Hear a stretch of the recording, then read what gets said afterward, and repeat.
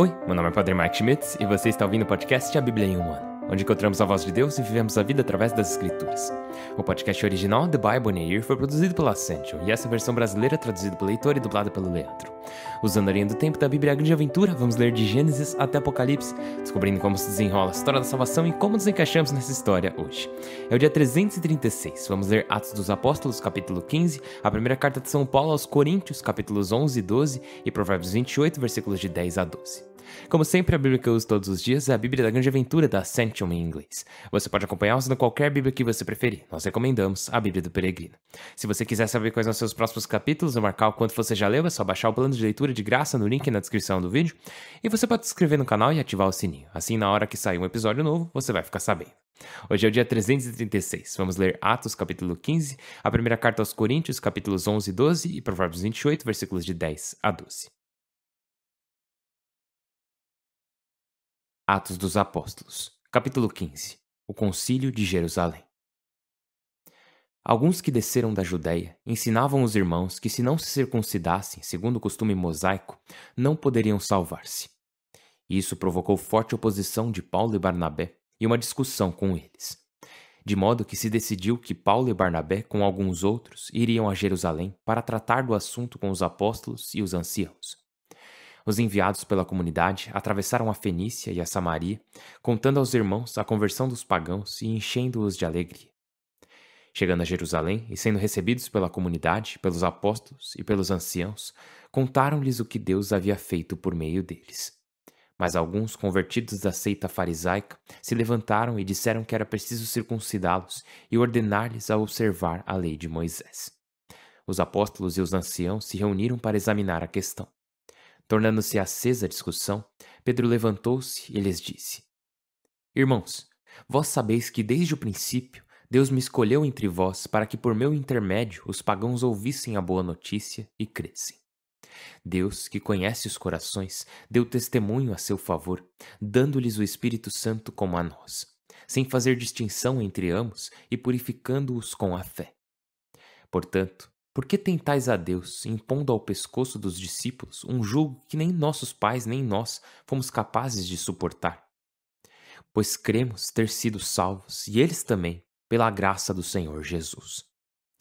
Toda a assembleia, em silêncio, se dispôs a ouvir Barnabé e Paulo, que eles contaram os milagres e sinais que Deus tinha realizado entre os pagãos por intermédio deles. Quando se calaram, Tiago respondeu: Escutai-me, irmãos. Simeão explicou como desde o começo Deus quis escolher entre os pagãos um povo que levasse seu nome. Isso concorda com o que anunciaram os profetas, como está escrito: Depois eu reconstruirei a tenda caída de Davi, levantarei suas ruínas, para que o resto dos homens procure o Senhor, todas as nações sobre as quais foi invocado o meu nome, diz o Senhor, que dá a conhecer tudo isso desde antigamente. Portanto, penso que não se deve pôr obstáculos aos pagãos que se convertem a Deus. Basta recomendar-lhes que se abstenham de contaminar-se com os ídolos, da fornicação e de comer carne de animais estrangulados ou sangue.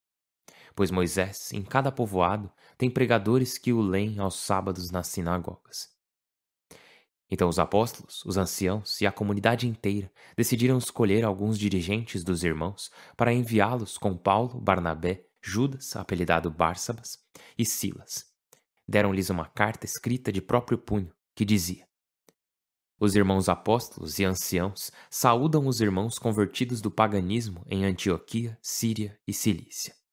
Ficamos sabendo que alguns dos nossos, sem nossa autorização, foram perturbar-vos e angustiar-vos com seus discursos. Por isso, decidimos unanimemente escolher alguns e enviá-los com nossos queridos Barnabé e Paulo. Homens que entregaram sua vida à causa de nosso Senhor Jesus Cristo. Nós vos enviamos Judas e Silas, que vos explicarão isso pessoalmente.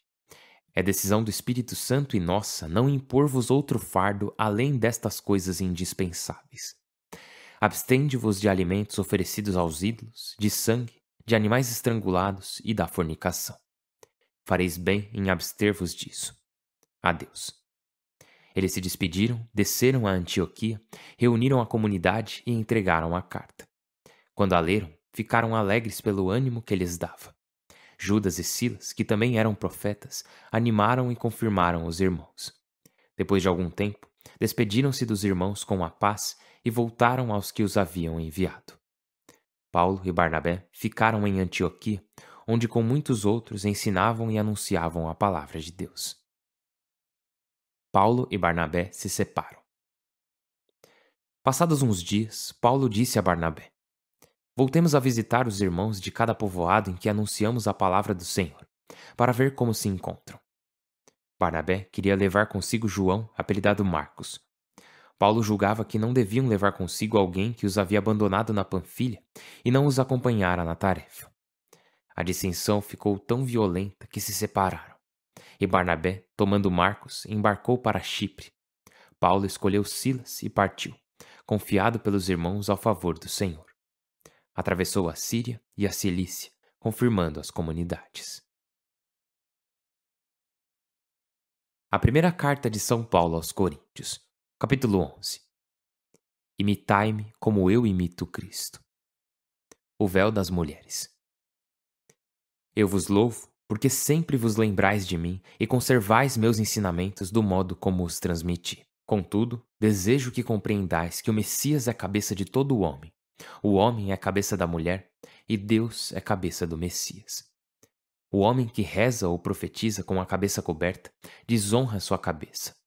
Ao contrário, a mulher que reza ou profetiza com a cabeça descoberta desonra sua cabeça. É como se tivesse a cabeça rapada. De modo que se uma mulher não se cobrir, que rape a cabeça. E se é vergonhoso rapar o cabelo, então que se cubra. O homem não precisa cobrir a cabeça, pois é a imagem da glória de Deus, ao passo que a mulher é glória do homem. Pois não é o homem que procede da mulher, e sim a mulher do homem. E o homem não foi criado para a mulher, e sim a mulher para o homem. Por isso, a mulher deve levar na cabeça o sinal da autoridade em atenção aos anjos. Embora para o Senhor não haja mulher sem homem, nem homem sem mulher. Pois se a mulher procede do homem, também o homem nasce da mulher, e ambos procedem de Deus. Julgai vós mesmos. É conveniente que uma mulher reze a Deus com a cabeça descoberta? Não vos ensina a natureza que é uma desonra para o homem ter cabelos longos, ao passo que é honra para a mulher tê-los? Pois os cabelos longos são dados à mulher como véu. E se alguém quiser discutir, nós não temos esse costume, nem as igrejas de Deus. Ágape e Eucaristia. Ao recomendar-vos essas coisas, existe algo que não louvo. Vossas reuniões trazem mais prejuízo que benefício. Em primeiro lugar, ouvi que quando vos reunis em assembleia, há divisões entre vós, e em parte acredito, pois é inevitável que haja divisões entre vós, a fim de que se mostre quais os que entre vós são autênticos. E assim acontece que quando vos reunis, não comeis a ceia do Senhor. Pois uns se antecipam para consumir a própria ceia, e enquanto um passa fome, o outro se embebeda. Não tendes casa para comer e beber? Desprezais a Assembleia de Deus e envergonhais os que nada têm? Que posso dizer-vos? Vou louvar-vos? Nisto não vos louvo, pois eu recebi do Senhor o que vos transmiti. O Senhor, na noite em que era entregue, tomou o pão, dando graças, o partiu e disse: Isto é o meu corpo que se entrega por vós. Fazei isto em memória de mim. Da mesma forma, depois de cear, tomou a taça e disse: Esta taça é a nova aliança selada com o meu sangue. Fazei isto cada vez que a bebeis, em memória de mim. De fato, sempre que comeis este pão e bebeis esta taça, anunciais a morte do Senhor até que volte. Portanto, quem comer o pão e beber a taça do Senhor indignamente é réu do corpo e do sangue do Senhor. Por conseguinte, que cada um se examine antes de comer o pão e beber a taça. Pois quem não reconhece o corpo do Senhor, come e bebe a própria condenação. Esta é a causa de haver entre vós muitos doentes e enfermos e que muitos morreram. Se nos examinarmos, não seremos julgados. E se o Senhor nos julga, é porque nos exorta para não nos condenar com o mundo. Portanto, irmãos meus, quando vos reunis para comer, esperai uns pelos outros. Se alguém tiver fome, coma em sua casa. Assim não vos reunireis para ser condenados. Os demais assuntos eu os resolverei quando aí chegar. Capítulo 12. Carismas. Irmãos, A respeito dos dons espirituais, não quero que estejais na ignorância. Sabeis que, quando pagãos, seguis um impulso para ídolos mudos. Por isso vos faço saber que ninguém, movido pelo Espírito de Deus, pode dizer, maldito seja Jesus. E ninguém pode dizer, Senhor Jesus, se não é movido pelo Espírito Santo. Existem carismas diferentes, mas um único Espírito. Existem ministérios diferentes, mas um único Senhor. Existem atividades diferentes, mas um único Deus que realiza tudo em todos. A cada um é dada uma manifestação do Espírito para o bem comum. Um, pelo Espírito, tem o dom de falar com sabedoria. Outro, segundo o mesmo Espírito, o de falar com penetração.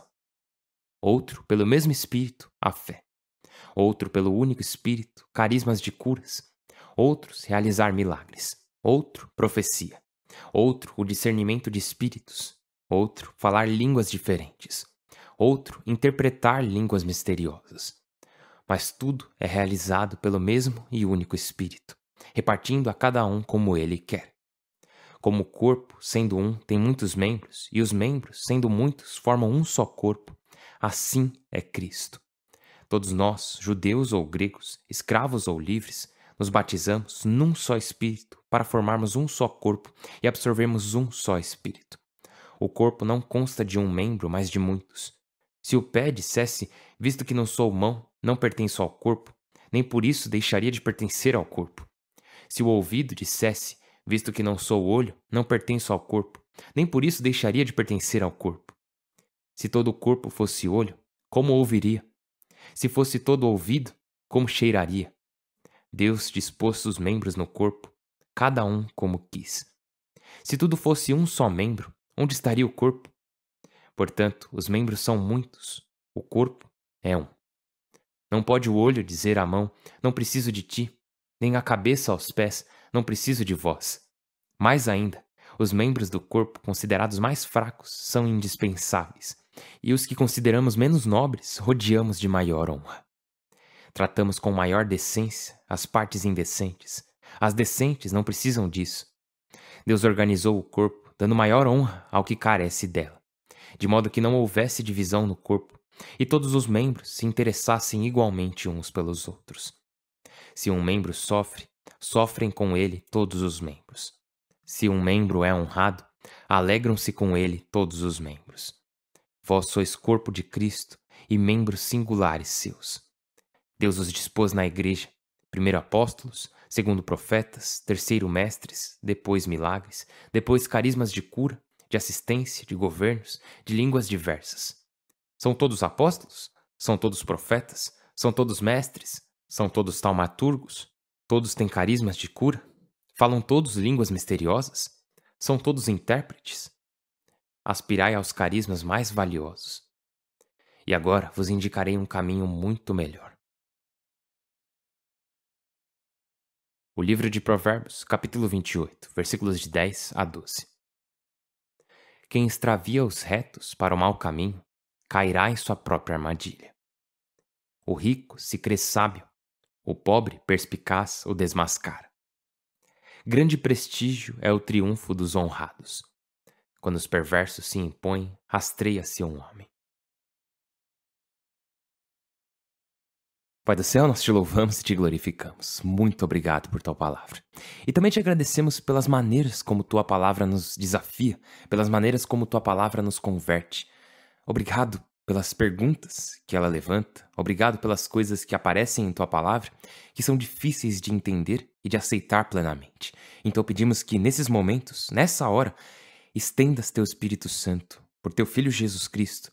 Nos dê corações que estejam abertos a aprender, nos dê corações que estejam dispostos a enxergar as coisas da maneira como tu as vês, da maneira como elas são. Nos ajude a confiar em ti em tudo, não apenas em tua palavra, mas também em tua vontade nas nossas vidas, no nosso dia a dia. Nos ajude a confiar em ti, Senhor Deus. Fazemos essa oração por Cristo nosso Senhor. Amém. Em nome do Pai, do Filho e do Espírito Santo. Amém. Então, o capítulo 15 de Atos é um capítulo muito importante. Claro, os outros também são importantes, mas o que vemos nesse aqui? E isso é uma das coisas sobre as quais São Paulo vai escrever sobre também. Ele escreveu sobre isso aos Romanos, aos Efésios, aos Gálatas, um pouco também em Coríntios, que é sobre aqueles que chamamos de judaizantes. Quem eram os judaizantes? Eles eram pessoas que haviam se tornado cristãs e que acreditavam na ideia de que, bom, se os gentios desejam se tornar cristãos, ótimo, trazê-los para a nova aliança será muito bom. Mas eles primeiro precisam ser trazidos para a antiga aliança, antes de eles serem trazidos para a nova. Porque, pensa nisso, todos os primeiros cristãos vieram da antiga aliança, né? Eles faziam parte do povo de Deus com quem Deus estabeleceu sua aliança no Antigo Testamento. E uma das coisas, ou a maneira pela qual um homem era trazido para a antiga aliança, era a circuncisão. E assim os judaizantes pensavam, bom, faz sentido que os gentios que querem entrar nessa nova família, nessa nova aliança, primeiro eles devem ser trazidos para a antiga aliança. Assim como nós fomos, eles devem ser circuncidados e depois batizados. Foi assim que aconteceu conosco, então faz sentido eles terem que passar por isso também. Então, essa era uma grande dúvida, né? Os gentios que se converteram precisam primeiro ser circuncidados antes de serem batizados? E o que acontece é que eles não sabiam. Os apóstolos não sabiam. Jesus não falou nada sobre isso. Não há nada sobre isso no Antigo Testamento.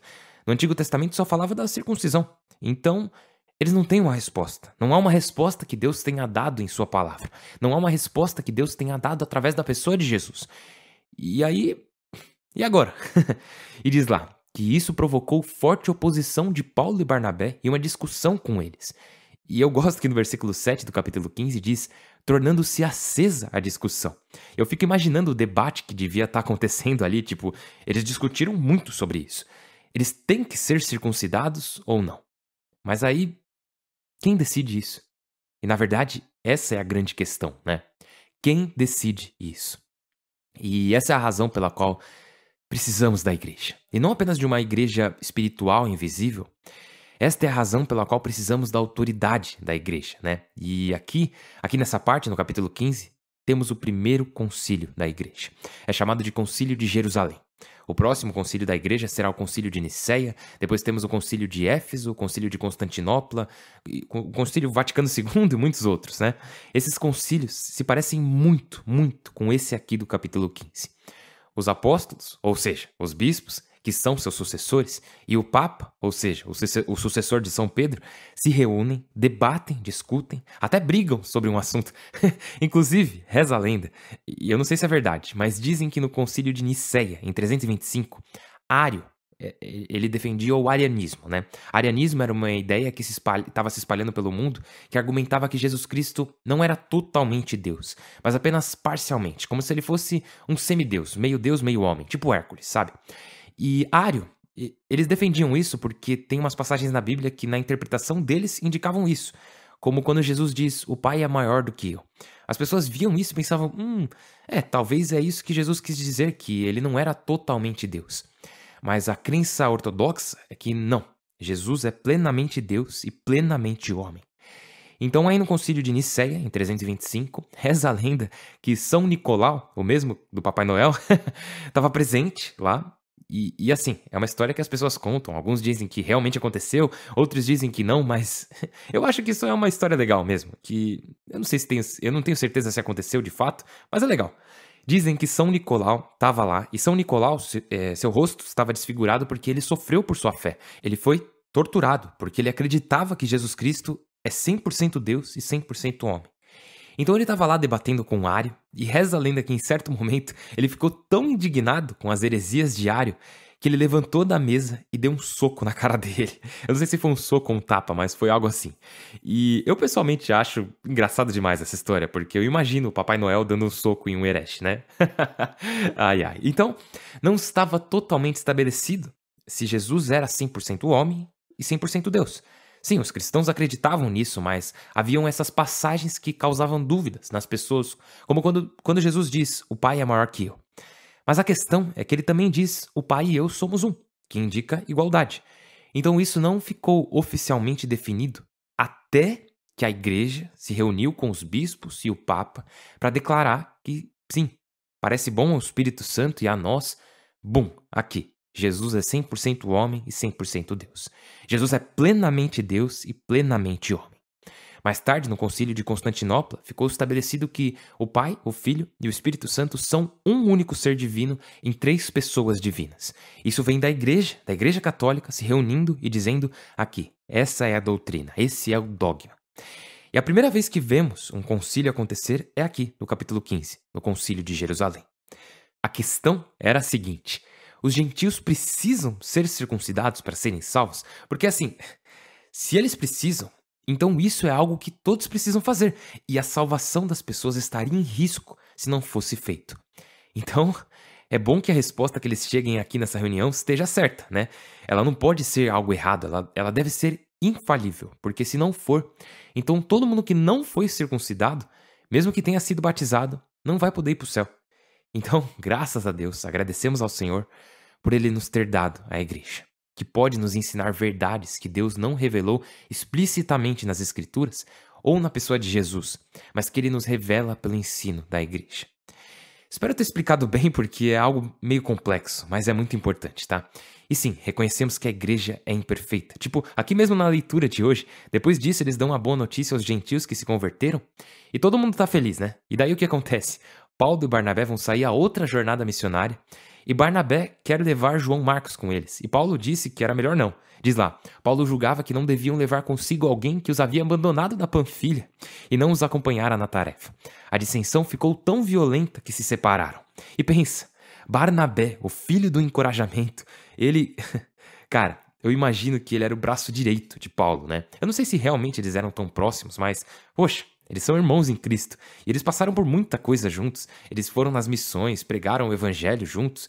Então eu sempre imagino eles como sendo melhores amigos. Mas aqui, o desacordo sobre se eles deveriam levar João Marcos com eles ou não foi tão grande que eles se separaram. O cara separou a banda, sabe?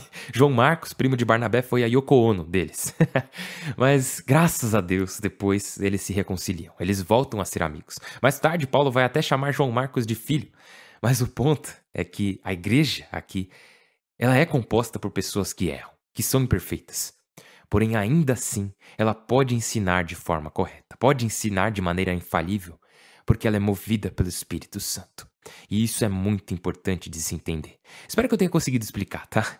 Que o capítulo 15 ele destaca a necessidade de uma igreja visível, que não apenas exista, mas que tenha autoridade para nos ensinar. E algumas pessoas vêm e me perguntam, beleza, mas onde que está escrito isso? Onde está escrito que temos que ir à missa aos domingos, sabe? Eu diria, bom, há muitas indicações na escritura, mas, em primeiro lugar, por que você precisa que esteja escrito em algum lugar? Onde deveria estar escrito para que você acreditasse? Porque poderia estar escrito na Bíblia, claramente, óbvio. Acreditamos que a Bíblia é a palavra de Deus. Mas também poderia estar escrito nos documentos da igreja. A mesma igreja que nos deu o Novo Testamento e os 73 livros da Bíblia. Poderia estar escrito por essa mesma autoridade. Agora, vamos lá, indo para os capítulos 11 e 12 de Coríntios. Temos nosso primeiro trecho desafiador de São Paulo sobre homens e mulheres. E é importante entender que, ao falar sobre a cabeça, ele não está falando sobre superioridade, mas sobre origem ou fonte. Ele diz, desejo que compreendais que o Messias é a cabeça de todo homem, né? Jesus é a fonte. O homem é a cabeça da mulher, o homem é a fonte. E Deus é a cabeça do Messias. Deus Pai é a fonte. Agora, muito, muito importante, entender isso logo de cara. O Messias é a cabeça de todo homem, o homem é a cabeça da mulher. E Deus é a cabeça do Messias. Essa última parte levanta a pergunta. E a gente falou disso agora há pouco, né? Jesus é menor? Jesus é inferior a Deus Pai? E a resposta, claro, obviamente que não. Jesus não é inferior ao Pai. Jesus é coigual e coeterno com o Pai? Sim, com toda certeza. Ambos são Deus de Deus, luz da luz, Deus verdadeiro de Deus verdadeiro. Então Jesus Cristo e Deus Pai são completamente iguais em honra, dignidade e glória? Sim. Então, eles são iguais? Não. O Pai não é o Filho. O Filho não é o Pai. O Espírito Santo não é o Filho. O Espírito Santo não é o Pai. Eles são coiguais e um só Deus. E esse é o contexto de tudo que São Paulo fala depois disso aqui. Então, quando ele diz o homem é a cabeça da mulher, ele está dizendo que a mulher é inferior ao homem? Não. A menos que ele esteja dizendo que Jesus é inferior ao Pai. E sabemos que ele não quer dizer isso, né? Então tenha isso em mente porque é muito importante que ele está falando sobre uma ordem, sobre a nossa crença é de que a Trindade é uma comunhão de pessoas, o Pai, o Filho e o Espírito Santo, que são distintas e vivem em total harmonia e unidade, derramando seu amor entre si, essa grande troca de amor. A Santíssima Trindade é algo que eu poderia ficar um episódio inteiro falando sobre. E o que São Paulo está fazendo aqui, e ele também fala disso em Efésios, é que ele está visualizando essa mesma dinâmica da Trindade no relacionamento entre marido e mulher em um casamento. Onde sim, eles não são iguais. O homem não é a mulher não é o homem. Eles não são iguais. Eles são co-iguais. E é nesse contexto que São Paulo oferece uma ordem. E a ordem é que o homem é a cabeça da família. O que isso significa, né? Bom, não significa que ele é quem toma todas as decisões. Não é isso que significa, porque as escrituras deixam muito claro que o homem e a mulher são iguais, mas não necessariamente os mesmos. E, assim, eu já ouvi alguém dizer poeticamente, eu acho uma boa analogia, que se o homem é a cabeça da família, a mulher é o coração.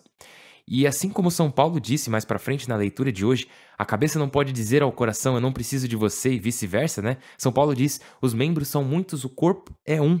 Não pode o olho dizer à mão, não preciso de ti. Nem a cabeça aos pés, não preciso de vós. Que os membros são diferentes, mas iguais, entendeu? Tá tudo junto, tudo em união.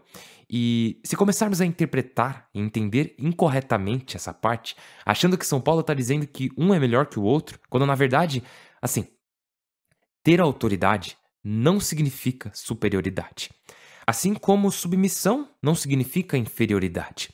E sabemos disso porque no versículo 3, São Paulo diz: Deus é a cabeça do Messias, que a cabeça de Jesus Cristo é Deus. Ou seja, ele está apenas nos mostrando uma ordem e não está dizendo que um é superior ou inferior ao outro. Tá, beleza. Ficou claro isso. É que precisamos entender muito bem isso, porque eu sei que tem muitas mulheres que quando ouvem essas partes assim, elas já sacam suas armas, já levantam as defesas prontas para brigar. Que nem a história que eu falei de São Nicolau, que levantou para bater no Ário, né? Mas é sério, pessoal. Isso é algo muito importante de se entender.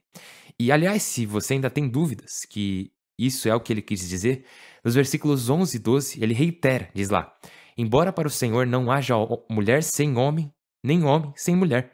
Precisamos uns dos outros, pois se a mulher procede do homem, lembra? Gênesis 2, capítulo 2, também o homem nasce da mulher, e ambos procedem de Deus. Então, tenha isso em mente. Tenha em mente que precisamos uns dos outros. Aliás, sabe de onde vem a ideia de que homens e mulheres são iguais em dignidade? Vem da Bíblia. A visão de mundo judaico-cristã é que homens e mulheres são iguais em dignidade. É a única visão, a única religião no mundo, a única filosofia que ensinou isso. Essa ideia vem daqui, desses 73 livros que a gente passou lendo nesse último ano. Então, nunca se esqueça disso. Ai, isso é muito importante, nossa. Tá, aí você pergunta, mas e essa parte sobre cobrir a cabeça? Então, no mundo antigo, uma mulher que saía sem cobrir a cabeça provavelmente era uma prostituta. Então, tá aqui, é por isso. São Paulo estava dizendo, lembra? Podem comer o que vocês quiserem, beber o que vocês quiserem, com a condição de que fazer isso não vai acabar levando outra pessoa a pecar. Como falamos do caso do restaurante de Afrodite lá esses dias, né? Então, aqui ele está dizendo isso porque se as mulheres saíssem sem cobrir a cabeça, não é que não pode, mas é que se elas fizerem isso, pode ser que outras pessoas vejam e pensem que as mulheres cristãs são prostitutas. Então, espero que eu não tenha te deixado mais confuso ainda tentando explicar. Beleza. Eu não devia ter passado tanto tempo falando disso, mas enfim, vamos lá. Porque São Paulo também fala do sacrilégio contra a Eucaristia, que, nossa, é horrível, é algo horrível, né? Mas aqui vale destacar que São Paulo reitera que Jesus Cristo está verdadeiramente presente na Eucaristia. Que quando celebramos a missa, temos na Eucaristia o corpo, sangue, alma e divindade de Jesus Cristo. E como sabemos disso? Por conta desse pecado horrível que São Paulo descreve. Ele diz no versículo 27 do capítulo 11. Portanto, quem comer o pão e beber a taça do Senhor indignamente é réu do corpo e do sangue do Senhor. Ou seja, é o corpo e sangue de Cristo. E, aliás, essa expressão é réu do corpo e do sangue do Senhor é uma forma de dizer que você é réu do assassinato de Cristo. E isso é de extrema importância reconhecermos. E é uma das razões pelas quais, para você receber a Santa Eucaristia, você precisa estar confessado. Se temos a consciência que cometemos um pecado grave, se não estamos em estado de graça, Se cometemos um pecado mortal, devemos ir para a confissão antes de recebermos a Eucaristia. E tem até discussões sobre se na missa, uma pessoa que publicamente se opõe aos mandamentos da igreja, se ela deveria ser oferecida a Eucaristia mesmo sem se confessar, porque normalmente você mesmo se policia, né? Se você está em estado de graça, você vai. Se você não está, você só fica no banco. Ou vai lá e faz um sinal de que você só quer receber a bênção. Ou é algo complicado. E São Paulo até diz que essa é a razão pela qual muitos estão morrendo e ficando doentes. Então, é algo muito sério. Ai, eu passei muito tempo falando do começo do capítulo 11, mas é porque eu acho importante entendermos que nós, como irmãos e irmãs, somos iguais em dignidade. E assim, eu ia falar dos dons do Espírito Santo, mas amanhã a gente vai comentar sobre isso também. Vamos ver sobre o maior deles amanhã, que é o amor. Então amanhã a gente fala mais sobre isso, mas eu queria encerrar dizendo, ainda no assunto do começo do capítulo 11, que, olha, por que o mundo odiava a igreja no início? Porque o mundo dizia, homens e mulheres são diferentes. E a igreja dizia, sim, são diferentes, mas eles são iguais em dignidade. E por isso o mundo odiou a igreja, porque falávamos que homens e mulheres eram iguais em dignidade. Agora o mundo diz, homens e mulheres são iguais, não há nenhuma diferença entre um e o outro. E agora o mundo novamente odeia a igreja, porque a igreja ainda diz, homens e mulheres são iguais em dignidade, mas são diferentes. Somos complementares, um completa o outro. E é interessante isso, né? Que por mais que o mundo mude, ele ainda odeia a igreja. Mas o que a gente podia esperar? Jesus avisou a gente, né? Ele falou que isso ia acontecer. Beleza, que dia longo, né? Peço perdão por isso. Meu nome é Padre Mac, eu tô rezando por vocês. Por favor, rezem por mim. Mal posso esperar para te ver amanhã. Deus abençoe.